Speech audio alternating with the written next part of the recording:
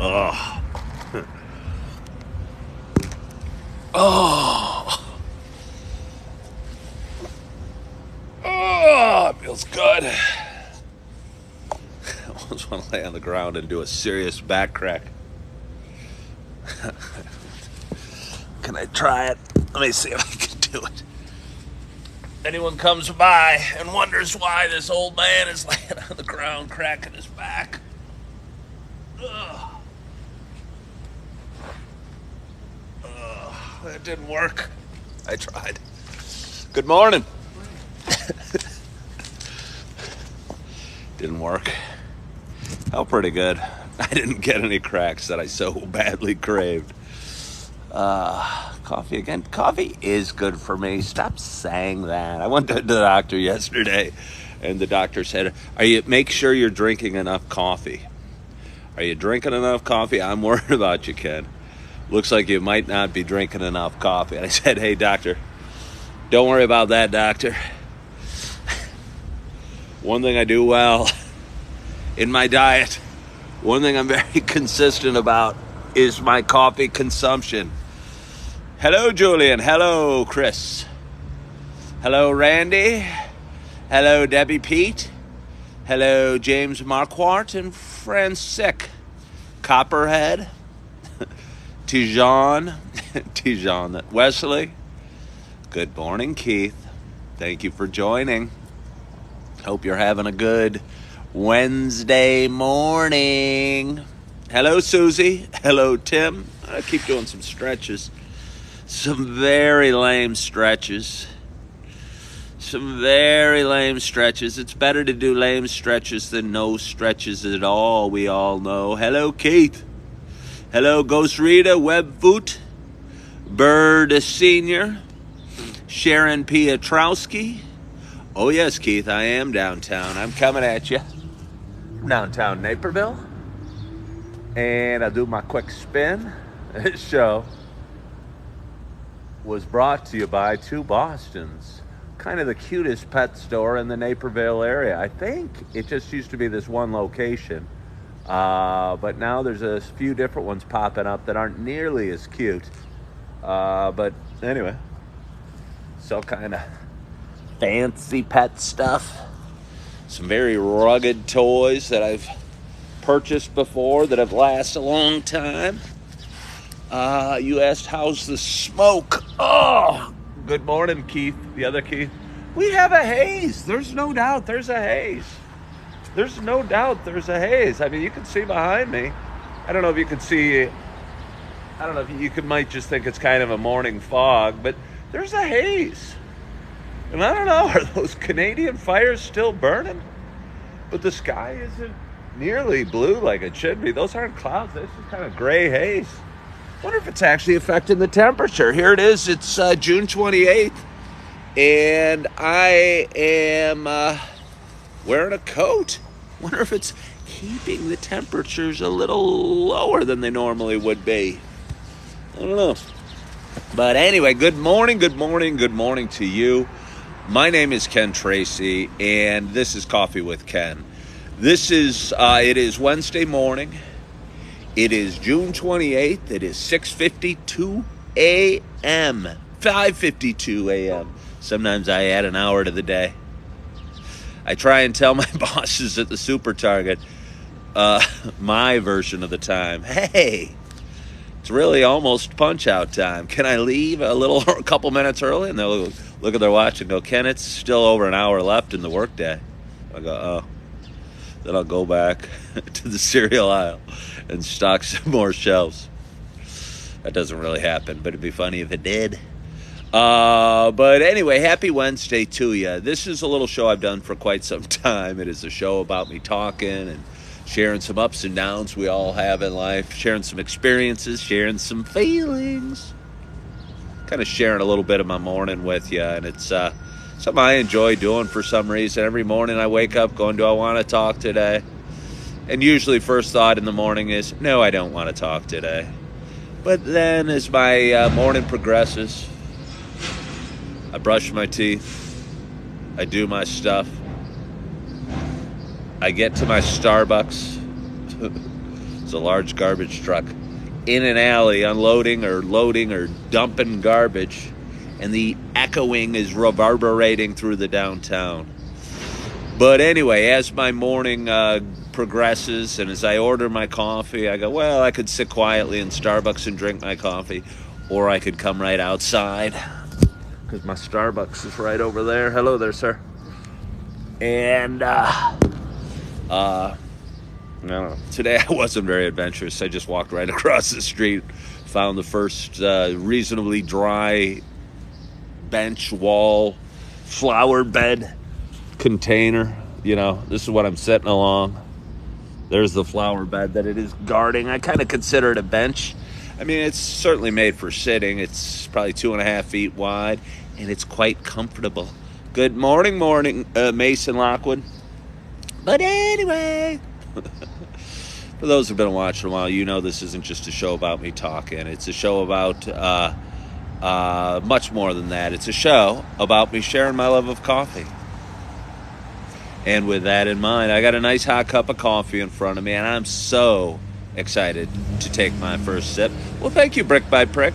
I hope you have a beautiful day as well. But before I have my beautiful day, I need to get it started with that first sip. And again, I have a hot cup of coffee, and my only hope on this Wednesday morning before 6 o'clock is that wherever you are, whatever you're doing, wait, hold on. I'm a type 1 diabetic, so I can only have regular black coffee without insulin. I don't know what that means, Mason Lockwood, exactly. Without insulin. Well, I don't add sugar to my coffee. I drink it with a little bit of cream. Actually, I don't really have much control over how much cream. Yes, it is Caffeine with Ken, and good morning, Belinda. But anyway, let's get back to it. Let's not attack Mason Lockwood's coffee type too much at this moment, because we got to get to that first sip, because I'm very excited to have my first sip. And again, my only hope is wherever you are, whatever you're doing, you got a hot cup of coffee in front of you as well. Cheers to us. Oh. Yeah.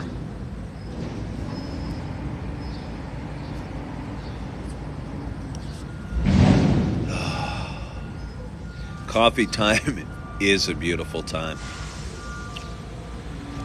And I don't consider coffee just a breakfast morning time event anymore.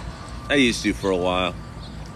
For those that are watching, I work currently at a local super Target. I've been working there since February. And after a 17-year career of selling, well, I am the happiest person taking that first sip.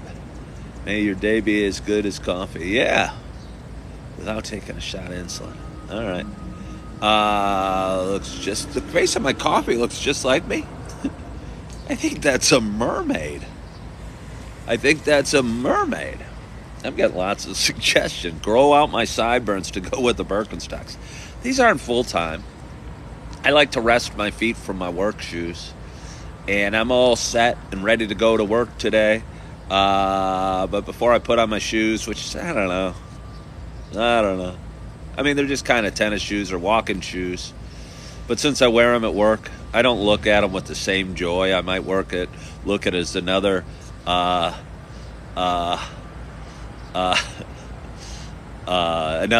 type of shoes, or another pair of tennis shoes or gym shoes or walking shoes. I look at them as work shoes. So I kind of want to delay the wearing them just as long as possible. CEO of, well, we're having a whole lot of people commenting and saying silly things. Maybe it's Silly Wednesday, and that's okay if it's Silly Wednesday. I think silly's not a bad thing. Silly's on the same end of the spectrum as happiness and joy and laughter and goodness. So, anyway, yes, I am Stone Cold Steve Austin. He's moving up. He's moving up. I'm getting Stone Cold Steve Austin, and I'm not a WrestleMania fan or whoever fan, but I only know of him a little bit. I've heard of the name, obviously, and he's a bald dude. He's a bald dude. And maybe all of us bald dudes look alike. It's very possible that we do. You have Wacky Wednesday in South Africa. What does one do on Wacky Wednesday in South Africa? Do they swim with the great white sharks? I don't know. Is that a stereotype? I mean, when I think of South Africa, I'm thinking of Shark Week. And those guys on their boats and having these little fake seals swimming behind their boats and a giant great white. And I think it's in South Africa. Not in South Africa. It's in the water, silly. Bursting out of the water and doing one of these cool things in slow-mo. Like video footage that could have never been done before. But anyway, beautiful, beautiful footage. And that's my image of South Africa these days, or beaches. I kind of picture and then again, I'm dating myself. I used to run cross country and track.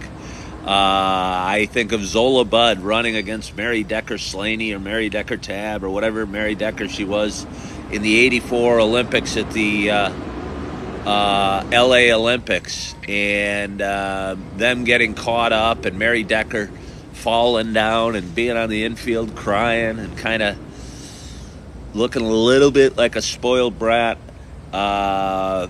And I was rooting for Zola Budd at the time. And again, I'm dating myself, but if you're old like me and if you're a runner and you're old like me, you'll probably know what I'm talking about. And at the time, the South Africans weren't allowed in the Olympics. You don't think tigers and lions walk in the towns?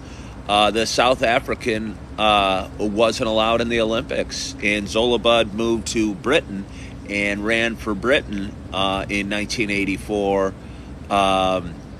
so she could compete. And there was a lot of controversy because apartheid was going on at the time.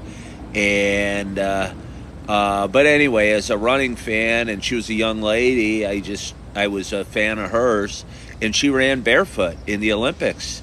And I thought it was kind of neat, and I was cheering for her, and she didn't end up doing so great. I mean, she did fairly okay. I think she finished the race, and Mary Decker did not. So, anyway, let's drink a little more coffee. I've had a few thoughts on my way to Starbucks this morning. As silly little things happen to me on my morning, I go, hey, let's talk about that during the show, or hey, let's talk about that during the show. And then I usually forget about what I was going to say, and I just talk about whatever comes to mind. But I do remember hooking up my phone to the car radio, as I do often. And for some reason, or I plug it in so it gets charged or whatever, for some reason, and it's starting to drive me crazy, and it's driven me crazy because it happened about 3 times this morning already. It automatically starts playing my Apple playlist, and it does it alphabetically. And the first song that always starts is Hell's Bells by AC/DC.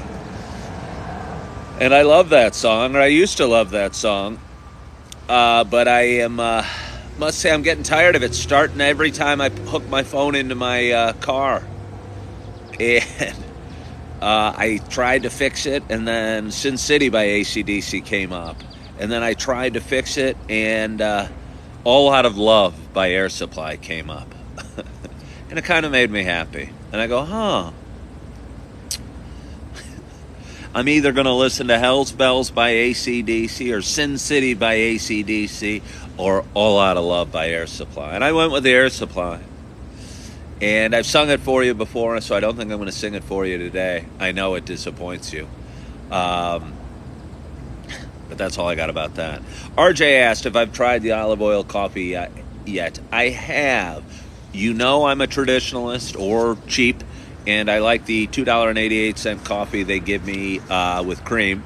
But I have tried the olive oil coffee, both cold and hot. And honestly, because they were walking around with trays of it, giving out samples to those of us who were loitering in the store. Guy actually went out into the street with a tray and was giving out samples on the street. And I thought that would be a great job for me. I could move a lot of free samples of olive oil coffee. But anyway, my thoughts on it were interesting. First of all, It was good. Secondly, you could taste the olive oil, especially in the iced version, a lot more than I would have anticipated being able to taste.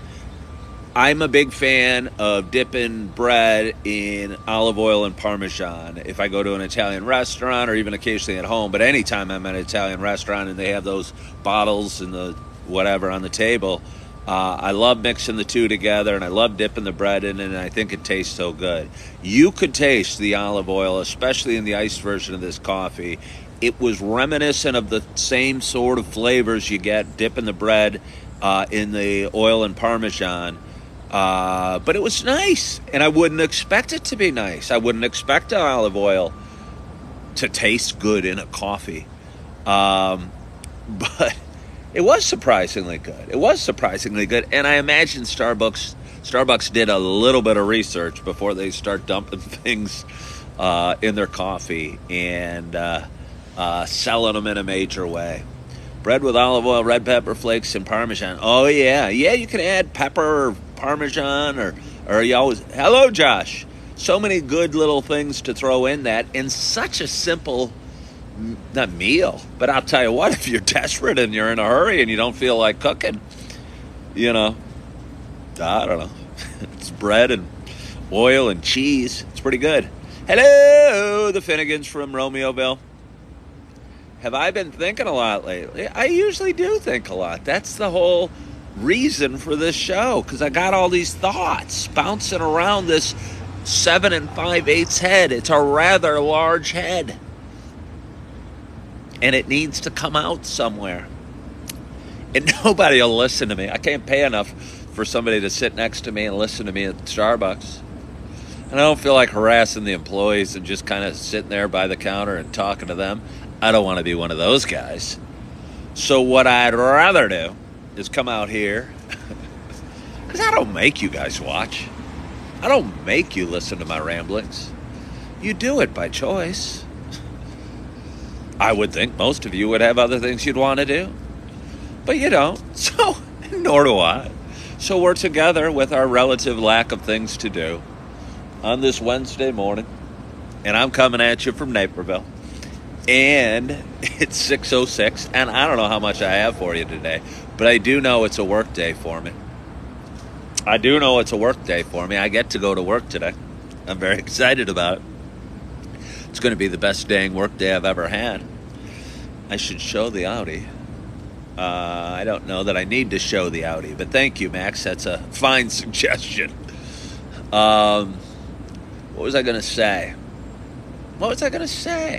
Oh, it's going to be a good work day. I talked about it before. Let me see. Yeah, well, you could Google it. Max. It's not that exciting. It's just a car. I used to have dream cars. I used to make a lot of money, and I used to live downtown. And every February around Valentine's Day, they would have the auto show in downtown Chicago. And I'd go, and I'd drink while I'm there because they were serving drinks. And that's what I did back then. And it was kind of fun. It was kind of cool. We'd check out all the cars. We'd sit in some of the neat ones. We'd take pictures. This was before social media, so I don't know what we did with the pictures. I wonder what we did with pictures before social media. I don't know, think of the next car I wanted to buy. And it was so silly. I'd buy cars regularly, like every couple of years I'd buy a different one, because I think it would show how cool I was, or I thought in some vain way it would help me pick up women, and in some vain way it might have. But it was such a silly waste of money and silly thing. But I guess I was young. I was young and I was making money and I didn't know what to do with it. And we all do silly things when we're young.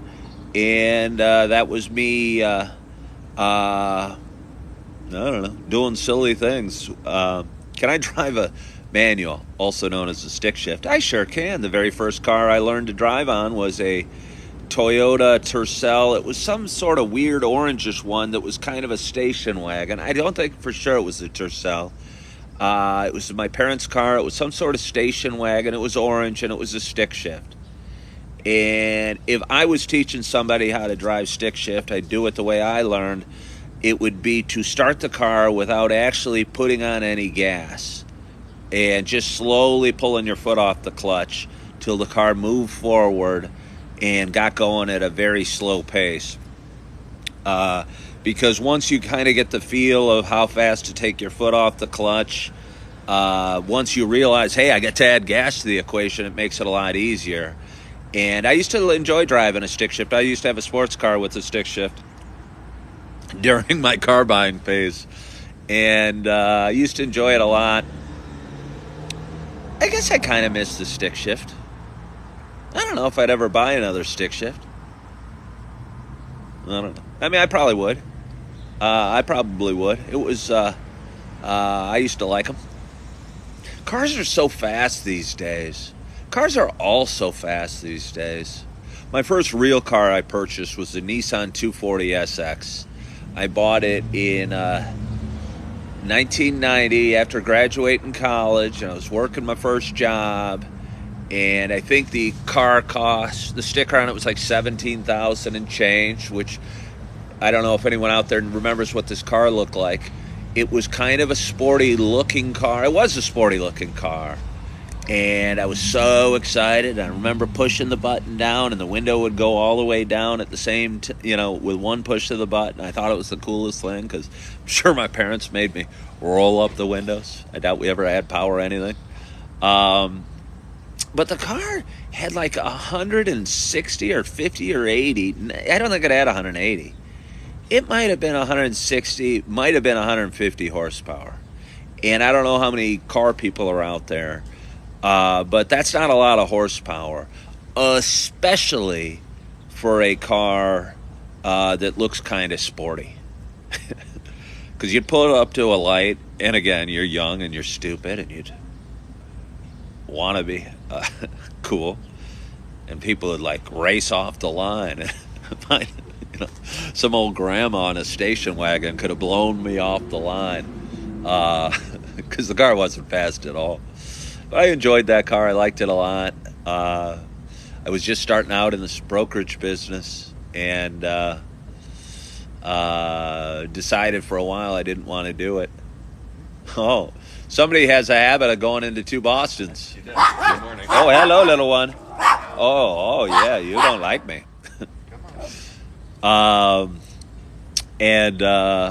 left the brokerage business at the time and drove that car out to Southern California, where I lived for 6 or 8 months. I thought, hey, let's check out a different part of the country. Let's get a good tan. Let's star on Baywatch. I didn't really try and star on Baywatch. I'm not sure if Baywatch was out just yet. But it was neat to do, and neat that I can say I did, and a neat little memory of life, and a neat little pocket of time from 1991 or 1992. Thank you, RJ. And I don't know. I was talking to a guy at Super Target the other day, and we were talking about things that are how people do. Oh, he was talking about that sub that got crunched at the bottom of the ocean, and it's a sad thing. But he was saying people do stupid things. And I'm going, well, people do stupid things all the time. People parachute or skydive and cliff dive and, climb Mount Everest. There's a lot of dumb things we all do. And I happened to tell him that I did skydive once. And he goes, oh, man, you're crazy. And I go, yeah, I didn't want to at all. I didn't want to at all. It was no desire. I have no desire to ever skydive again. But my brother bought it for me for my birthday present when I was, like 25. And he did it, and my best friend did it as well. And so I was kind of machoed into doing it. And I have no awesome recollection of skydiving. I remember being a bunch of seasoned skydivers were on the plane with us, and then it was a bunch of people, first-timers. And I was the very first timer to go, and I remember going to the edge of the door. Let me tell you, my palms are sweaty. I see no reason to do it. I see none. I barely see reason to fly. much less jump out of a plane. But I did, and I'm glad I could say I did it, but I have no desire, none. I didn't have any desire to do it then. I have no desire to do it again. Some people love it. I had a buddy that did it shortly thereafter, and he became, wanted to do it, loved it, and it was his passion, and I don't know if he was an adrenaline junkie or what have you, but I had no desire to do it. And again, I'm glad I did it, just because I can talk about it now. And it was tandem. There was a pro or a whatever guy on my back that was following with me. But let me tell you, when he's on your back and you're flying down, you can't see him. I'm glad he was there in case I froze up and panicked and forgot to pull the chute. But I think the scariest part of it was when the chute actually went off. You pulled it, and suddenly you're up over a mile above the air, or above the ground, I mean. And everything got so quiet. Because let me tell you, when you're hurtling down through from 12,000 feet to 5,000 feet, it's quite loud. There's the wind noise going by your ears is quite loud. And you pull your chute and suddenly you're quiet. And you're dangling on these little strings. And I was one of those kids that had little parachute toys, little army men wrapped up in a parachute, and I'd throw them off things, and usually the chute would open, sometimes the chute would not open, and the little army man would crash to the ground. And I was worried I'd be one of those army men crashing to the ground. Fortunately, I wasn't. But let me tell you, even when you land, even with a parachute, you're going faster than you'd think you'd be going. It's not, or at least for me, it wasn't one of these soft, delicate landings. It was more of a thump and fall. Yeah, those are my memories about skydiving. But anyway, it's 6:16, and I got some more coffee to drink. And me asked, what do I think of the air quality in Illinois? You mean generally or currently, because of the fires burning in Canada? I think the air quality in Illinois, I guess, is just fine. I've never had an issue. I don't struggle with allergies. And I don't know. I've run a bunch of Chicago marathons, so the air quality couldn't have been too bad. It's where I've spent most of my life. Again, outside of that brief stop in L.A., or Long Beach, actually. And that was smoggier than this, so I would say the air quality is fairly solid in Illinois, although it's a little bit hazy. These last few days. And yeah, it's kind of interesting, though. The sun looks super cool at nights. 6, 7, 8 o'clock at night, the sun's peering through this haze, and it's this orange ball. I know this; it's always probably an orange ball, but usually it's such a bright orange ball that you can't barely look at it, but you can see it quite clearly now, and it's actually kind of beautiful. And I try and take a moment and pause for the beautiful things in life, and try and value those, and not complain about the kind of hazy skies. I guess it's easy for me to not complain about the hazy skies today, because I'm going to be inside Super Target at the cereal aisle working all day. And but I had the day off yesterday, and the hazy skies didn't faze me at all. So anyway, I'm going to leave you with that. I'm going to take one more swig of coffee. I hope you join me.